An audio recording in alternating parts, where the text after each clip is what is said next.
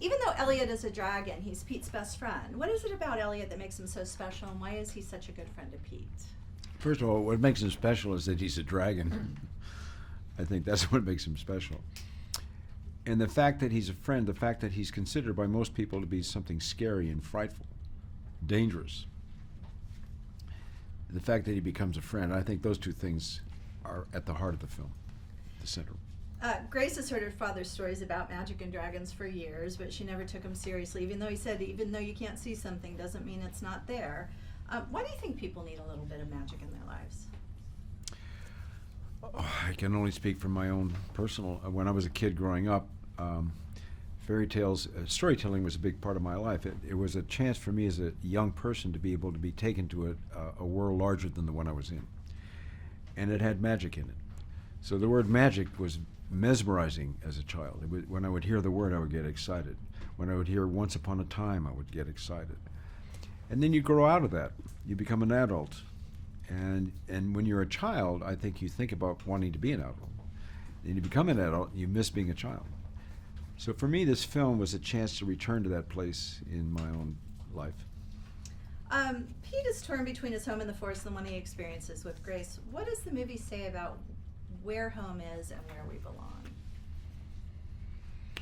Home is where the heart is. That's how I see it. I mean, there are a lot of things about home. Home is the sailor home from the sea. Home is the hunter home from the hill. To me, it's just home is where the heart is. Where does your heart beat the strongest? That's where home is.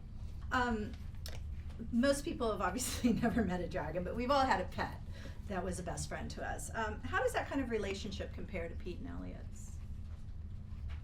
What relationship? Having a pet as a best friend. Oh, well, I think pets are very important, particularly for young people. I think a companion, a young person, human beings are very complicated, you know, and to have a pet, something about that relationship is really, really important, because there's a bond that's very different from other children or adults. And I think it's very comforting, and particularly when you feel like you have control over the pet, and the pet gives you love, and you can give love back, but you have control of the situation. That's why I think pets are important. This movie touches people in different ways, and I'm sure a lot of people who are seeing this movie will have seen the original as well.